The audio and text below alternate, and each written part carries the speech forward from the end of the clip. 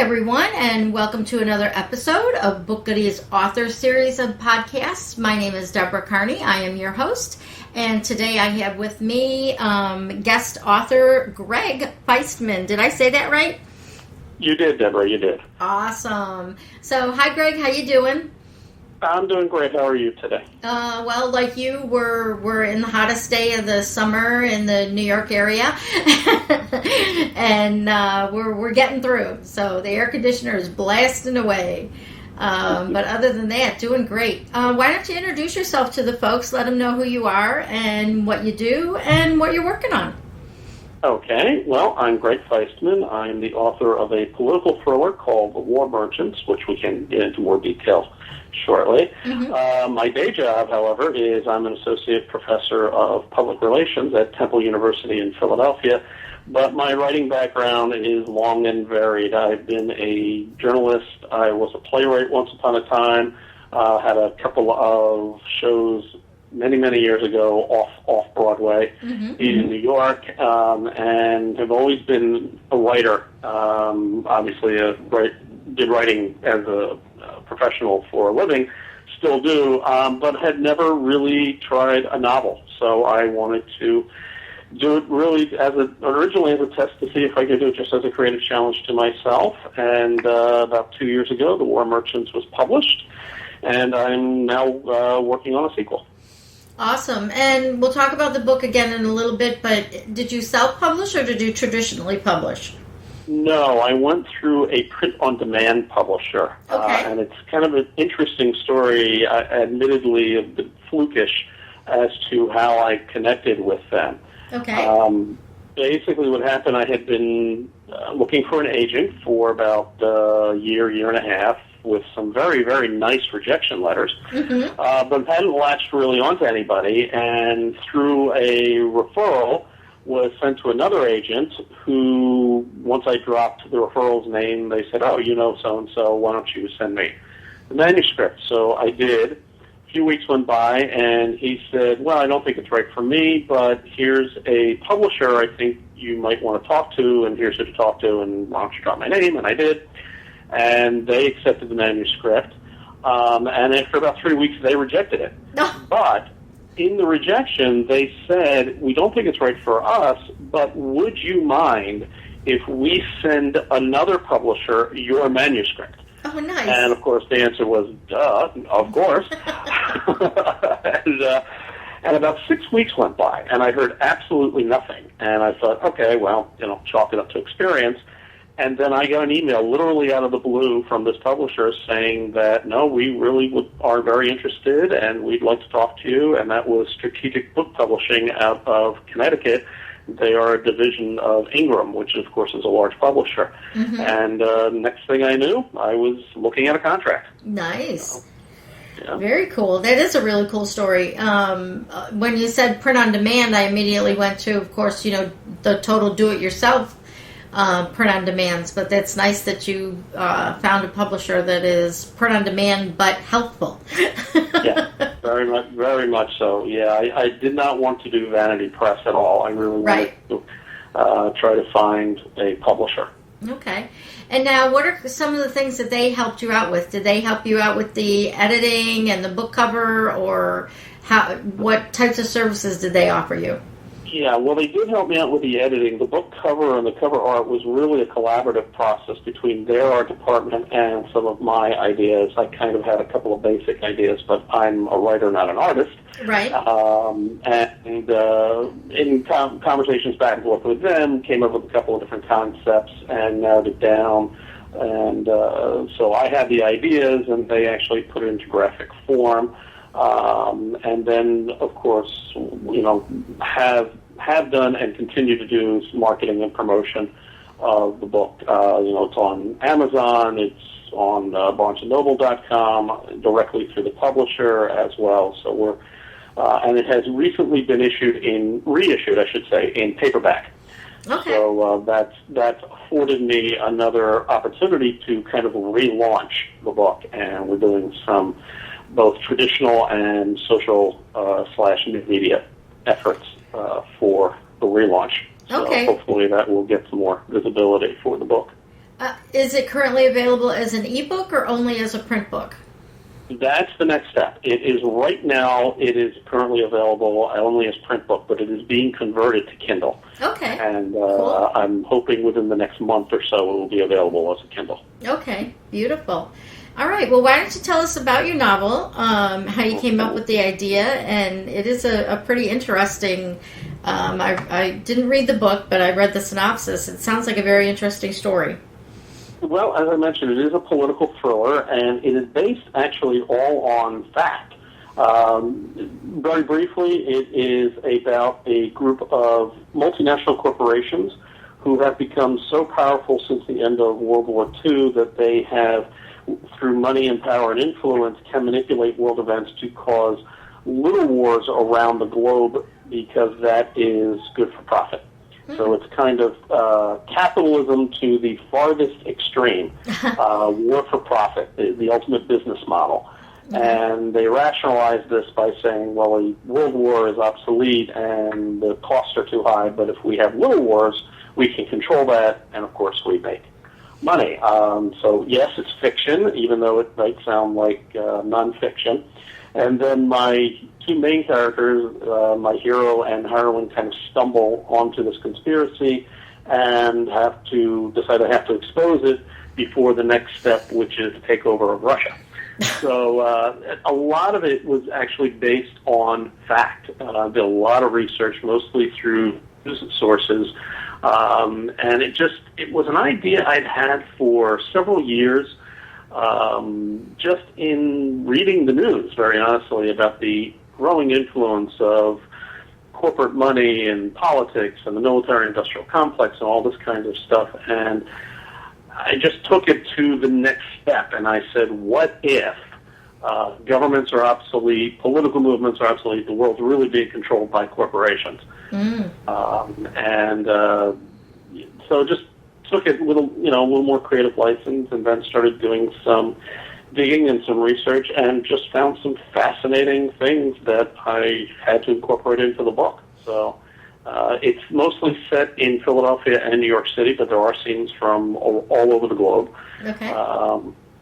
And set in contemporary times. So it was a lot of fun to research and to write. So.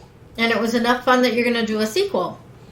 Yes, I've just actually completed the initial draft of the sequel and bringing back the same main characters. Another political thriller. This time I don't want to give too much away, but this one involves the Catholic Church. So I learned in my research, I learned a great deal more than I ever knew about the Catholic Church. We'll see. I kind of like the way it ended up. So the revisions now, of course, part of it is the development process to make sure that the way it ended, there's continuity in the way I started it, and make sure, that I didn't accidentally give the Pope a wife in the middle of the story, and that sort of thing. Yeah, that would be a problem. That might be an issue. So I want to, so that's part of the revision process that I'm going through now, and I've got a couple of beta readers lined up. So once I get through the initial edits, I'll give it to them and see what happens, and then I'm hoping in the fall get ready to send it out and see what happens. Well, and it's very interesting to me, a term I had never heard before this series of podcasts with authors was beta readers. And of course, we all have them, we just didn't know it, and we didn't know there was a name for them. Like you have people outside your family and friends that you can give your work to be read. And for the writers that are listening, if you've been listening to our series, this seems to be a recurring theme. We all let our family and friends read our books, but they're a little too close to us to be really honest. And, they might love pointing out some things that are wrong, but they really don't want to hurt your feelings, so they won't tell you that, they won't admit to you that they got confused by something. They'll point out your typos and your grammar mistakes, but they won't check your facts or let you know that it's flowing all right. And a beta reader that is someone that's outside of your family and friends circle and is a little bit removed is going to be someone who will be reading it. And one of my authors said that she had her beta reader, one of them actually sit in her house and read the books, and she sits there and watches her and watches her reactions to things, and she'll be like, the writer was like, you just went through a part where you were supposed to laugh, and your expression didn't change. And and the beta reader goes, it wasn't funny. And the writer, yes, it's supposed to be funny. It's really, really funny. Look, read it again. And she read it again. She said, wasn't funny. Sorry, honey. Yeah, exactly. So, how did you manage to find folks like that? Are you part of writers groups or? I am now. When I was working on this book, I wasn't. But I did join a local writers group through Meetup. And, it's those writers groups are interesting because you have a wide diversity, everybody from wannabe writers to people who are published authors. And it's a great, if nothing else, it's a great support group for writers. You realize you're not the only one doing this, in your lonely home or office or whatever, right.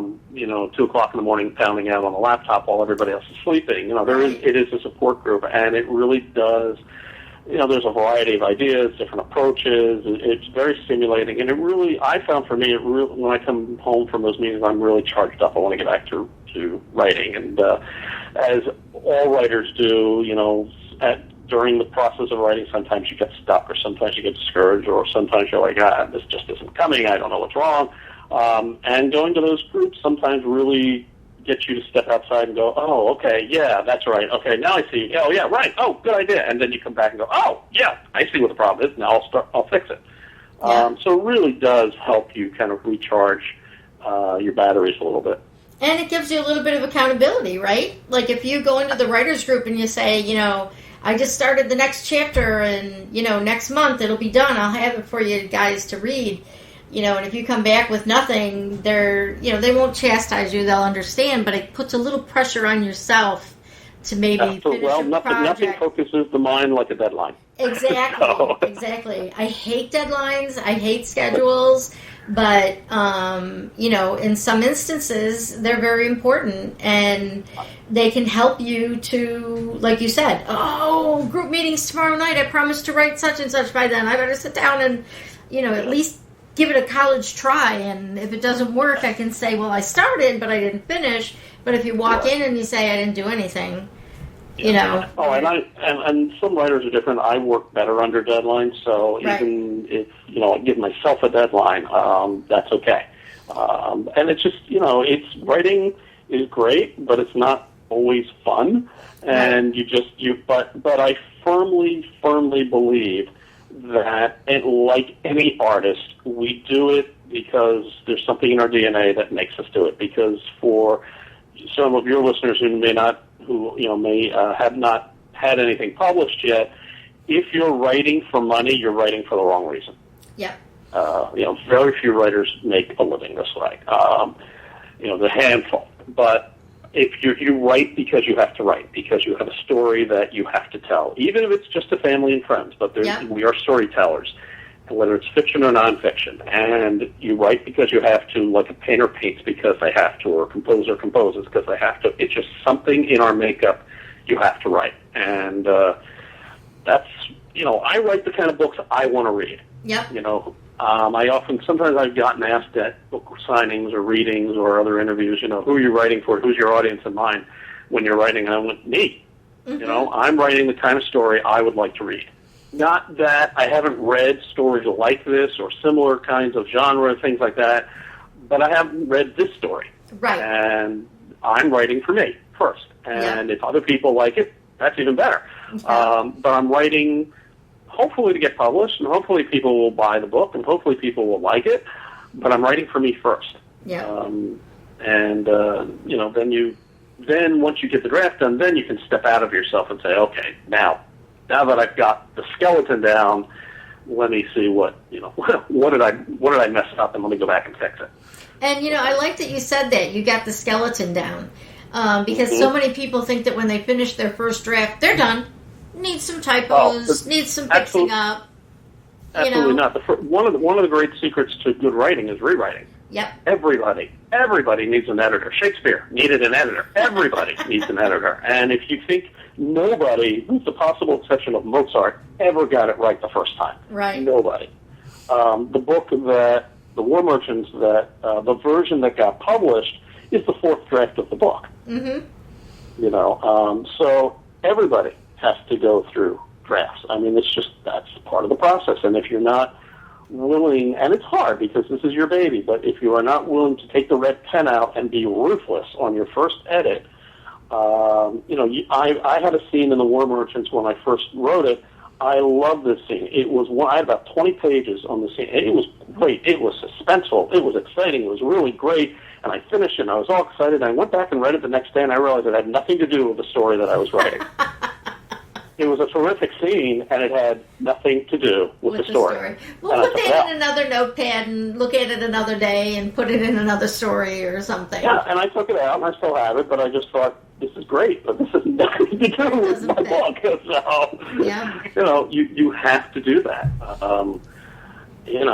So and the other thing I like is that you said that you prefer to write to a deadline, and you mentioned that you had been a journalist in the past. So you were actually learned your craft and learned it in a deadline situation. Yeah, and my background is not only journalism but corporate public relations and corporate communications, and you're always under deadline. Always. So it's my training helps, and it certainly has helped also with the marketing and the promotion side. But I'll be honest with you, Deborah, there are days I sit at the computer and the cursor blinks at me, and I'm like, okay, this isn't happening today, and I walk away. Right. But there are also days where it's flowing like crazy, and I had during the course earlier this year when I had my spring break, I was home for a week, and I wrote almost 10,000 words in a week. Nice. So because things were just going great, and I was determined to work on the book, and it just flowed. So you're going to have days, but that's not an excuse for not getting back to it. Yeah. Now here's another question I want to ask you. Kind of about your writing style, and I'm probably going to start asking more authors this because I'm finding the answers to be absolutely fascinating.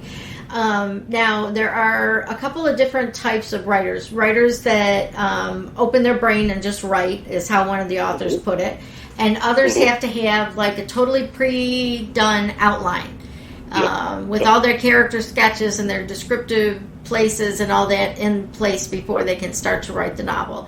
Where do you fall in that? Let's put it this way, it's evolving.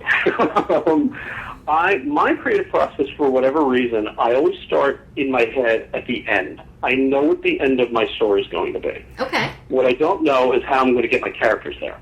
But I always know what the climax or the penultimate scene is going to be. I always know how the story is going to end, and then I work backwards. And in my first book, I did not do an outline. It was kind of in my head. But it was also very seat of the pants kind of writing. This one, I am doing kind of a hybrid. I started with the end. I knew how the story was going to end. Started working backwards. But as I was writing, I was making notes to myself. So I would finish a scene, and I was kind of, okay, I'm done for the day. But I would make notes so that when I went back in, I could pick up where I left off. Mm-hmm. And now what I'm doing is, now that I have finished the draft, which is about 103,000 words right now. Right. Now, as I'm going back, I'm now doing an outline. Okay. And one of the techniques I learned was do the outline on index cards, chapter by chapter. Yep. And as I'm editing and doing the outline, what I will eventually end up with is a stack of index cards, at which point I can go through them and look at where are some overlaps, where are some redundancies. Oh, this scene doesn't really work in Chapter 3. I really need to move to Chapter 5 because then this happens. And it becomes like a jigsaw puzzle. And then I will go back and actually wordsmith and go back and rewrite. So I'm doing the outline now after I've done the first draft, because I know, for example, that there are things I have to go back and fix as I was writing it. But I wanted to get the skeleton down first and then put the flesh on it. So I know some writers who, as you said, they outline everything. They have 40 pages on bios of every character, and they have everything laid out before they start writing. I can't work that way. Maybe someday I might, but the thing for me, certainly with the second book, is the main characters are back, and I know these characters so well that I don't have to do all the exposition because I know who these people are. They're in my head, and it's just my heroine. I know how she talks, I know how she acts, I know what she looks like, I know who I would cast in the movie. That Yeah, sort of exactly. thing. That's really funny that you say that, because my son used to write, and he did the exact same thing. As a matter of fact, at one point he had written letters. He wrote screenplays, and he wrote letters to the agents for the actors that he wanted to be in the, independently published movie. Right.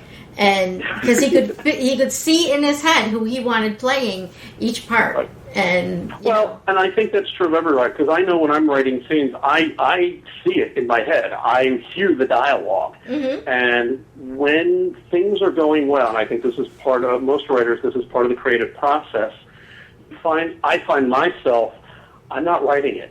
The characters are telling me what to say, and all I'm doing is recording it.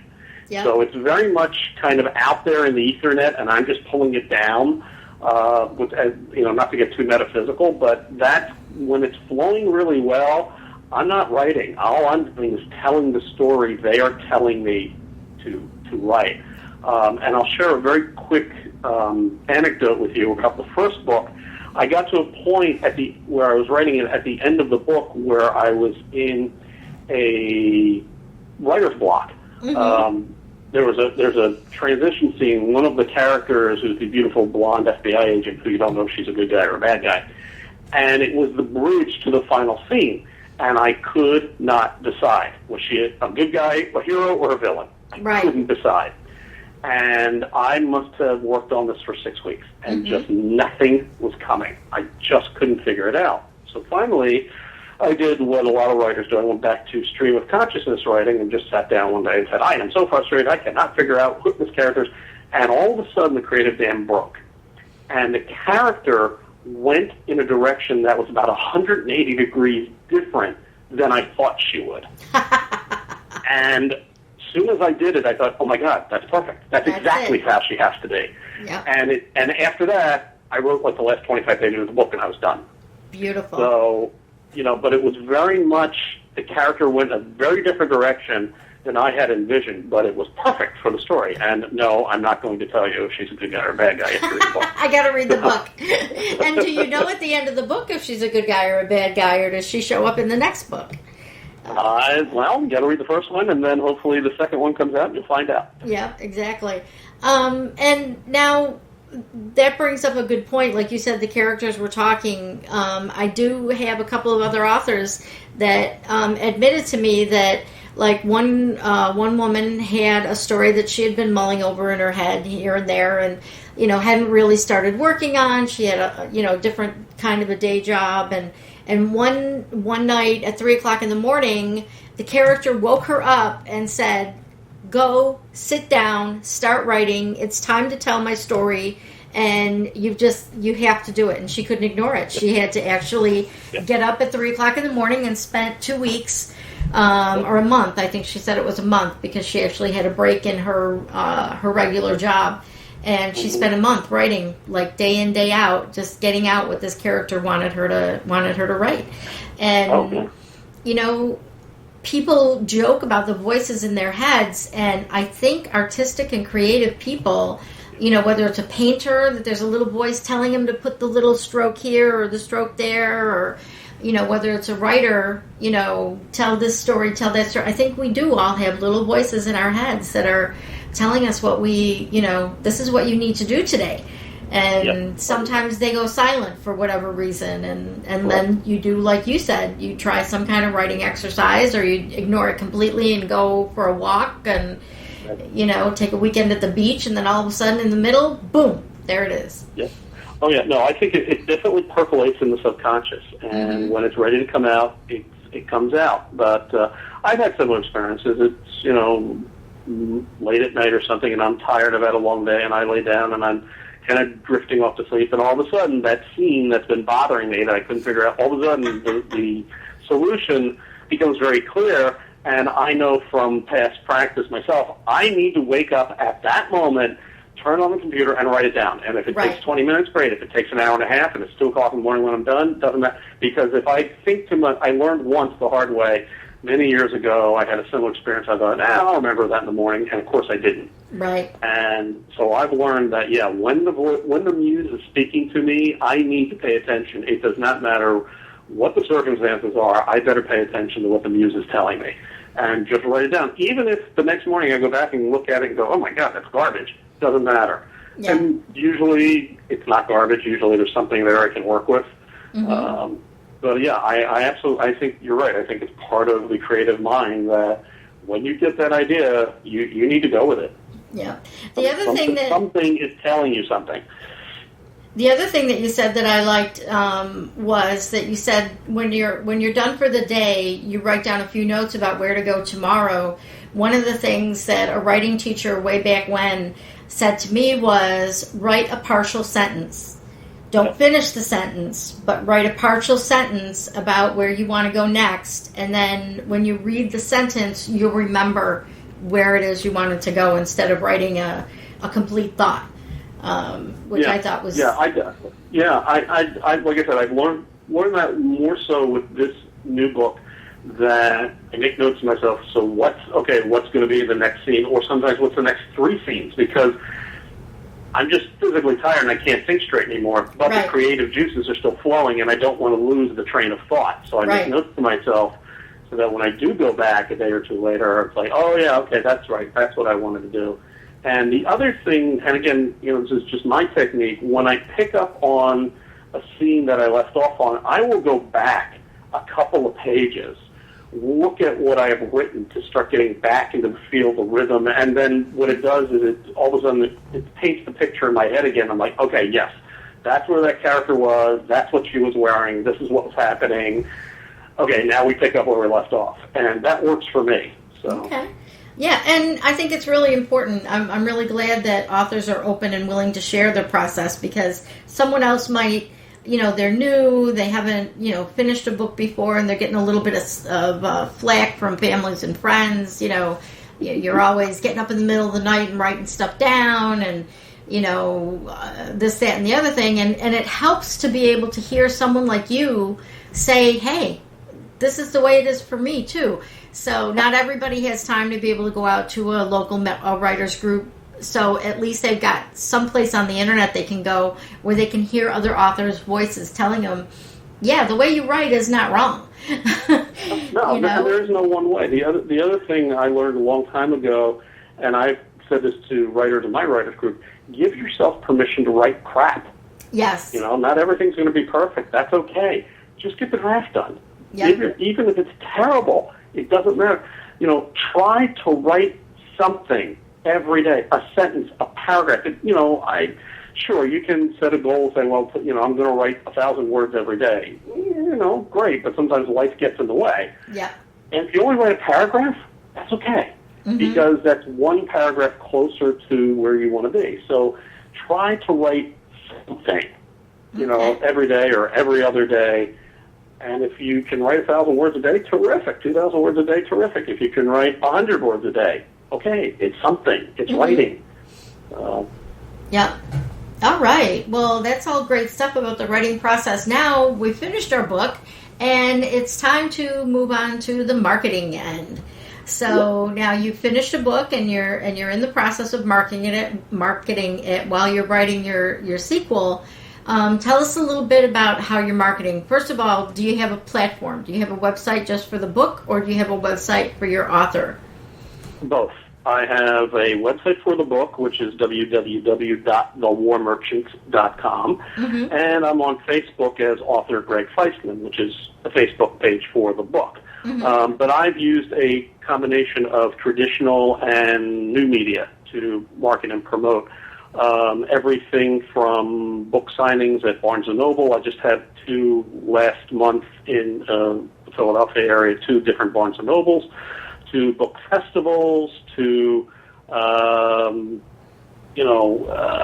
readings and everything, to Facebook and LinkedIn and things like what I'm doing now, podcast interviews and stuff. So you really have to do a combination of both. The thing, and with my background in public relations and marketing as a profession, it helps. What writers have to understand, especially new writers, and it's hard, because nobody knows you. The fact that you wrote a book isn't news. It's what have you learned? What expertise have you gained? What knowledge have you gained that you can speak about as a result of writing the book? Whether it's the writing process or, things I've learned about the influence of, corporate money and influence and things like that. And now the new book, the things I've learned that I never knew about the Catholic Church, things like that. That's what makes you interesting, not the fact that you wrote a book. So what? But you have to do, especially as a new author, you have to do it all. You have to do the marketing, the promotion, the PR. Quite honestly, most publishers, they're going to give you an initial show, but they want to know, especially as a new author, they want to know what you're going to do to help promote the book. Right. Because you have to work together. It benefits them and it benefits you if you get out there and get talked about and a buzz, and people can go on my Amazon page for my book and they'll see, reviews and things like that, reader reviews, and you got to do it all. I'm on GoodReads, writers groups, and you have to constantly keep marketing and promoting yourself because, let's face it, there's a lot of books out there. And, I remember reading an interview a couple of years ago in the New York Times Magazine with James Patterson. And he said it took him 5 years to sell 20,000 copies of his first book. So even James Patterson wasn't James Patterson when he started. Right. And it was J.K. Rowling and Stephen King. And Ivanovich took 10 years before she got published. Yeah. So it's not fun. You're going to get rejected, but you know what? You got to believe in yourself. You got to believe in your own writing. And these days, with independent publishing and things and self-publishing, it's a lot easier than it used to be. But writing the book is only half the story. Yep. That's half the effort. Then you got to get out there and promote it. And you can sell one book at in 6 hours at a local book festival. Okay, or none. Or you can do really well. I think it just depends. But you got to get out there. You got to market and you got to promote it. And there's lots and lots of information on how to do that through the internet and other places. Local writers group. I've sold copies of my book to my fellow writers in my writers group. That's another market. Writers read. Yeah, exactly. So it's really the other half of the equation. Writing the book is the first half. But once you got it out there, you have to just promote it. Tell everybody you know. I've had a lot of success in a couple of professional groups that I belong to. I had a book party when the book first came out, and I sold 14 copies in an hour. Mm-hmm. Just among professional colleagues. Oh, wow, cool. Yeah, so, there's all alumni associations. I've done that. I mean, you name it, So you just got to get out there and promote. Now, you brought up something that none of the other authors have actually talked about, and it's actually something that I struggle with, and I shouldn't admit it because I'm in internet marketing as my main day job. LinkedIn. How, as an author, are you using LinkedIn? There are subgroups for authors on LinkedIn that you can join. And a lot of it's actually really interesting because there's a lot of good information.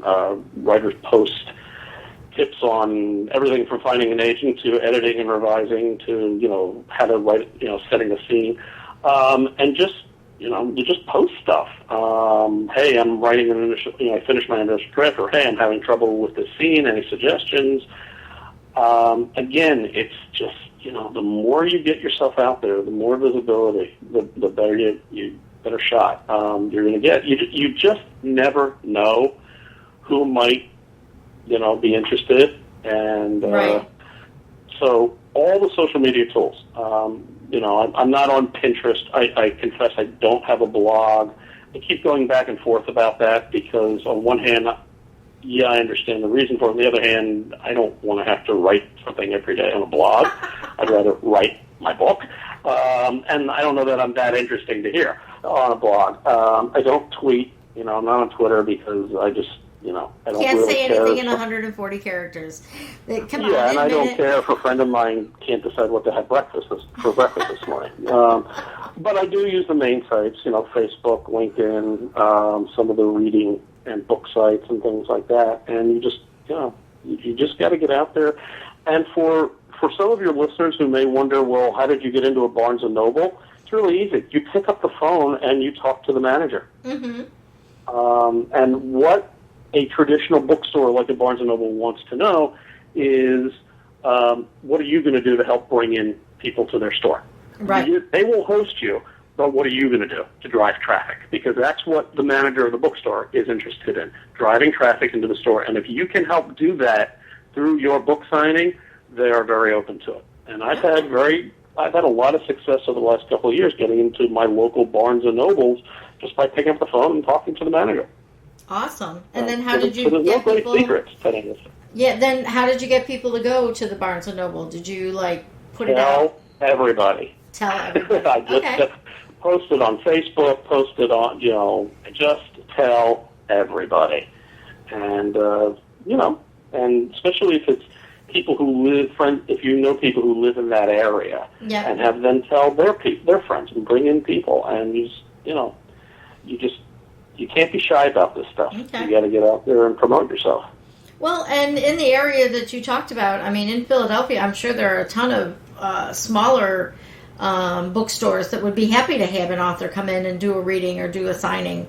Even if you only brought in 10 people with you, it's. Yeah, it's as you know, I'm sure independent bookstores are going away. Unfortunately, there aren't as many as there used to be. But absolutely, it's another market. Absolutely. I'm in the process of trying to set up a couple of author appearances at some area independent bookstores now, and it's like I said, it's a phone call, it's an email. What do you got to lose? The worst they can say is no. So, Yep. You And never the best know. thing that can happen they might is say yes. Yeah, and the best thing that can happen is they say yes, and you forge a relationship with someone that can help you down the road. So. Well, I'll tell you what happened with me, Deborah. There's a local Barnes & Noble that I've built a very good relationship with the store manager, who has called me twice in the last year to say, hey, we're having an author event. Do you want to come? Nice. There you go. Sure. And I just did one last month, and he said, we're doing another one in October. Are you interested? And I have been at that store now 4 times in the last year. Yep. And he said, you want to come back in October? And I'm like, yes. Yes. So if you can build that relationship with a particular manager, so much the better. I had another one at a Barnes & Noble in suburban Philadelphia last month. Manager was very nice. We did okay for that night without a lot of promotion. And she said, why don't we do it again later in the year? And I said, great. So, it's you just can pick up the phone. It's really just pick up the don't phone. be obnoxious about it. Just pick up the phone. Well, and there's so many people that rely on just the internet, and I fall into that trap because, like I said, my day job is internet marketing, so I'm like, okay, if I put some books up, I should be able to market this myself. And then you realize that, okay, you've got to get out of your comfort zone and get out of your comfort circle, and you get excited when you sell a book to somebody that you don't know their name. Exactly. The most recent Barnes & Noble appearance I did, I had some, a woman and her husband walked by, and they didn't know me, and I didn't know them, and I just started smiling, and we started talking, and I told them a little bit about the book, and the woman looked at the wife and said, wow, that sounds like a great read for the beach, and I said, sure, and she goes, I have to read this. Sold, sold a copy. That's all I'm looking for. Yep. Because you don't know who they know, and if they like the book, word can spread. Word of mouth is the best PR there is. Well, and like you just said, you don't know who they know. The guy might be a professor at a local college that's teaching a creative writing course, and he wants a book for his students to read. And he's looking for new material. I'm working on that very thing for the fall with one of my local colleges, the college I'm an alumni from. I've met the head of their graduate creative writing program who has read my book and is interested in possibly using the book as an example for her fall class, and of course, I would be happy to come down one night and talk to her class. Yeah. Which is the best of all possible worlds, because then they've read the book and then they're talking to the author. Yeah. Live. So that's perfect. So, yeah, those are the kinds of relationships you have to build, and they're not hard to do. You just do a little research, find out who's the right person to call or email, and, contact them. There you go. It's all about networking. Different people call it different things. And in the last couple of days, it was really funny that I came across a couple people that both said, I didn't know I was networking. I just knew I was schmoozing and talked to people. I didn't know there was a name for it. I just knew it was something that I was really good at doing. So, if you're a good networker, make sure you are talking about your book, no matter what. I have little, like most writers do, I have little promotional postcards. Whenever I'm going to, a social event or a professional networking event, I always have them with me. And you just make conversation and say, what do you do? Well, I'm an author. Oh, really? What have you written? Well, let me tell you. Let me tell you, yeah. And then here's a postcard, and I've got my Amazon address and my website address and my publisher's address, and if you're a little description, a little synopsis, and if you're interested, why don't you check it out? Yep. You just never know. You sell one book, it's worth it. Well, I was going to ask if you had any parting thoughts, but I think we've pretty much covered just about anything. But if you did have one tip, and you could only give somebody one tip, what would it be? Don't give up. Be persistent. You're going to get rejected by agents and publishers and all, but there's no such thing as an overnight success. Just keep going. Believe in your own ability and just keep going. And if you, and finish, especially for new authors, fiction authors, finish the book. Yes. Don't send query letters to agents. They want to know, can you finish the book? Because they get every day great query letters with great ideas, and they never get a finished manuscript. Because if an agent wants to see the manuscript, they're going to send you an email or call you and say, okay, let me see the first 3 chapters. And you better have those first 3 chapters ready to go. So for new authors especially, finish the book first. Yep. And finish the first draft and consider it a skeleton to go back and rewrite it. I love that. It's not going to be perfect. It never is, and that's okay. Yeah. Well, Gregg, it's been awesome talking to you. Thank you so much for sharing your time and your experiences with us. Tell us again where people can find you on the internet. Yes, again, it's www.thewarmerchant.com, and the other, my publisher's website, which also has, a page for the book as well, is, hang on one moment, it is www.sb, as in boy, T as in Paul, ra.com/Gregg Feistman. Okay, awesome. The links will all be in the show notes, of course, but the reason I have you give them out to the folks is because a lot of people listen to us on iTunes and from different podcatchers, and they haven't actually landed on the website yet. So the other thing that you'll be able to do if you want to re-listen or if you want to make any comments is you can come to BookGoodies.com and do a search for Gregg, and his podcast will pop up, and probably links to his books as well. And we would like you to leave us comments, and if you would like to be a guest, we have a button at the top of the website that you can click on Contact Us and offer to be a guest or suggest a topic that you'd like to hear more information about. Do you want to hear more about how, rewriting, or more about creating the first draft, or more about ideas to kick down the writer's block? Let us know what you're looking for. And we also have a link for tell us about your book. So if you're an author and you don't have time for a podcast or not sure you want to do one, just go in and put your book information in, and people can look it up and find it on our website. And this is all at no cost to you. So I'm not trying to rope you into something that we're going to charge you for.